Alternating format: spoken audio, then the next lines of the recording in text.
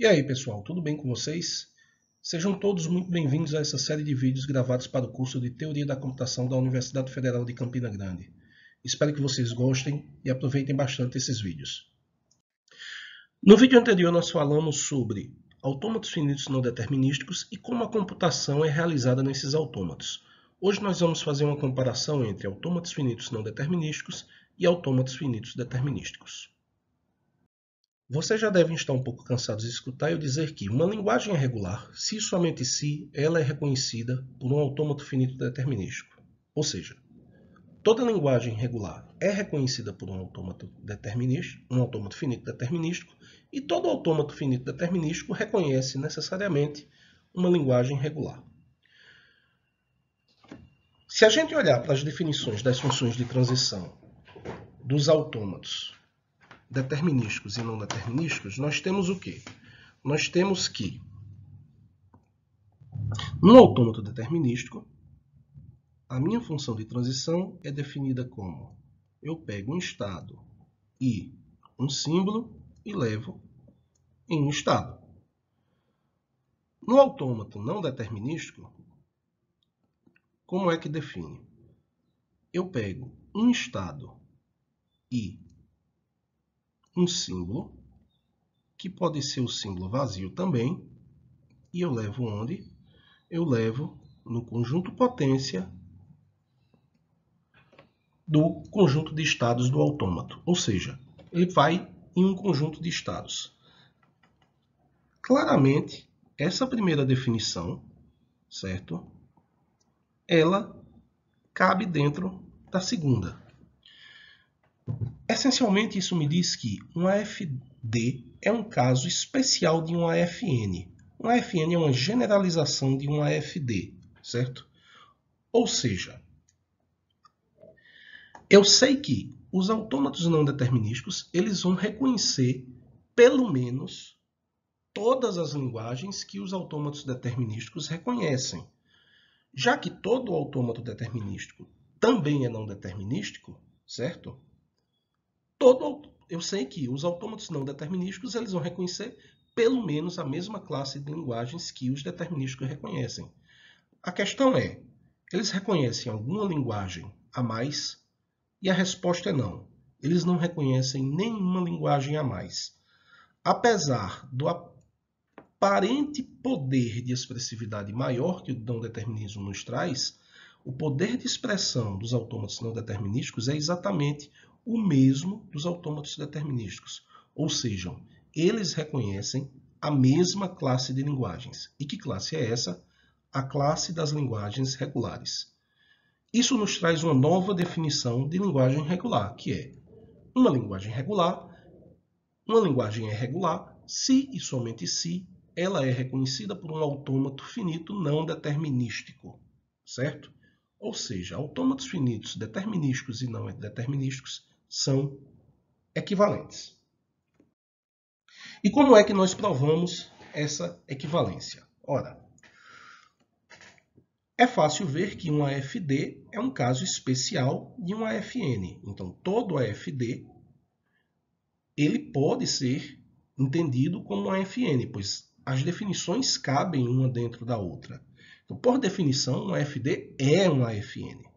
A questão é, eu posso, a partir de um AFN, construir um AFD equivalente? E a resposta a essa pergunta é sim. Então, imagine que eu tenho um AFN M1, certo? Que reconhece uma linguagem aí qualquer, e eu vou pegar esse M1 e vou construir um AFD equivalente M2 de forma que as linguagens de M1 e M2 vão ser equivalentes.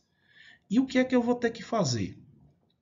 Eu vou ter que construir os estados de M2 a partir dos estados de M1 de forma que os estados de M2 correspondem ao conjunto potência dos estados de M1. Lembra que o conjunto potência é o conjunto de todos os subconjuntos de um determinado conjunto, tá?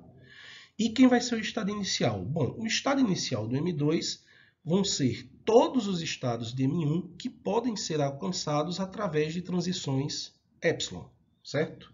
Ou seja, o estado inicial do autômato 2 vão ser um estado, um subconjunto de estados de M1 que corresponde a todos os estados que podem ser acessados através de uma transição epsilon.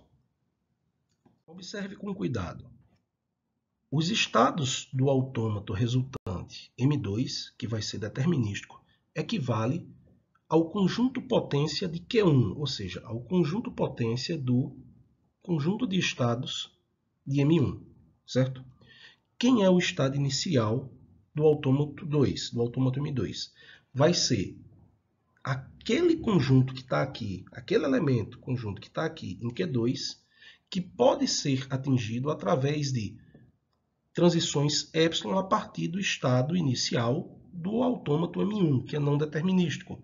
Ou seja, eu tenho o estado inicial do autômato M1 e eu posso chegar em outros estados a partir de transições epsilon. Quem é o estado inicial de M2? É o estado inicial de M1 e todos esses outros estados, certo? Qual é o conjunto de estados de aceitação do autômato M2? São todos os elementos de Q2, ou seja, todos os estados em Q2 que têm na sua composição pelo menos um estado aqui de F1. Tá bom? Essa interseção aqui tem que ser diferente de vazio. E a função de transição? Quem é a função de transição? Ora, eu sei que o meu estado inicial do autômato M2 é um conjunto de estados. Tá? É um conjunto de estados, equivale a um conjunto de estados do autômato M1. Então, o que é que eu vou fazer? Eu vou construir a minha função de transição da seguinte forma. Eu vou pegar cada elemento que está no estado inicial, no Q e 2, certo? E vou ver qual é o resultado da função de transição no autômato original com o símbolo que eu vou ler naquele momento. E vou fazer a união de tudo isso, levando em consideração as transições epsilon. Qual vai ser o resultado? O resultado vai ser a união de todas as possibilidades. Ou seja, eu vou de um conjunto de estados para outro conjunto de estados. Quando eu fizer isso, eu vou obter um autômato M2 que reconhece exatamente a mesma linguagem do autômato M1, certo? Exatamente a mesma. Então, quando eu olhar para M2, quando eu estiver processando a entrada, o ponto que eu vou estar lá representa exatamente o mesmo conjunto de estados que M1 pode estar, ou seja, o autômato não determinístico pode estar, quando ele estiver processando a palavra de forma não determinística. Complicado demais, né? Não, não é. Vamos ver isso com um exemplo, tá? Quem é o... Bom, eu tenho aqui um AFN M1, certo? Composto pelos estados A, B e C. Eu tenho uma transição não determinística aqui, porque com 0 eu posso continuar em A ou posso vir para B, certo? B eu não tenho saída, C eu não tenho saída também. Então a minha primeira pergunta é: qual é o conjunto de estados do autômato equivalente M2 que eu vou gerar a partir de M1? Ora, vai ser o conjunto da potência de A, B e C. Então vai ser vazio, A, B, C, AB, AC e por aí vai. Tá bom? E como é que eu vou construir o autômato? Ora, a minha primeira pergunta é: quem é o estado inicial do autômato resultante? É uma das opções que tem A aqui, certo? Tem alguma transição epsilon? Não, não tem nenhuma transição epsilon. Então, qual é o único estado que eu posso aceitar, atingir a partir de A, fazendo transições epsilon? O próprio A, certo? Então, eu vou botar aqui. Eu não vou colocar as aspas só por uma questão de simplificar a notação. Mas eu tenho aqui A, certo? Esse vai ser o meu estado inicial. Se eu tivesse um autômato um pouquinho diferente, que tivesse isso aqui, vamos chamar isso aqui de D, certo? O meu estado inicial seria A, D, certo? Mas não é o caso. Não é o caso, a gente pode esquecer isso, tá bom? Então, a partir de A, lendo 0, eu posso fazer o que no autômato inicial? Eu posso ficar em A ou ir para B. Então, eu vou para o estado A, B. Lendo 0. E lendo 1 a partir de A? Ora, lendo 1 a partir de A, eu posso fazer o quê? Eu só posso ficar em A. Então, 1. Estando em B, estando em A, em AB e lendo 0, para onde é que eu vou? Ora, se eu tiver em A e lendo 0 e ler 0, eu posso vir para A ou para B. Então, se eu tiver em AB e ler 0, eu já sei que eu posso continuar em AB. Se eu tiver em B e lendo 0, eu vou para onde? Eu vou para o conjunto vazio. Então, o conjunto AB união com o conjunto vazio dá AB. Então, aqui eu vou permanecer em AB, lendo 0. E lendo 1? Bom, estando em A, lendo 1, eu continuo em A. Estando em B, lendo 1, eu vou para C. Então, eu tenho um outro estado aqui, A, C, que eu venho para ele, se eu ler 1. Por fim, estando em AC, lendo 0, eu posso ir para onde? Estando em AC e lendo 0, eu posso ir para ou para onde A vai ou para onde C vai. Bom, A lendo 0, eu já sei que eu vou para AB. Então, eu posso vir para cá. Estando em C lendo 0, eu vou para vazio, certo? Então, AB união com vazio dá AB. E lendo 1. Estando em A lendo 1, eu continuo em A. Estando em B lendo 1, eu vou para o vazio. 1A união com vazio dá o próprio A, certo? E por fim nós temos o nosso autômato completo. Ah, não, desculpe, falta. Quem é o estado de aceitação desse autômato? No estado original eu só tenho o estado de autoaceitação, que é o C. Então, o estado de aceitação do autômato resultante vai ser todos aqueles em que C aparece em algum lugar. Ou seja, esse daqui. Certo? Então, vou apagar aqui, tá bom? Vou apagar aqui para vocês verem que ficou igualzinho. É um processo de construção relativamente simples. Dá um pouquinho de trabalho, mas não é impossível de ser feito à mão para exemplos pequenos, tá? Observe que eu não coloquei no meu diagrama todos os estados que são todos os estados. Por quê? Porque tem alguns estados que eu simplesmente não consigo chegar lá a partir do estado inicial. Então, esses estados eu posso cortar no meu autômato determinístico obtido.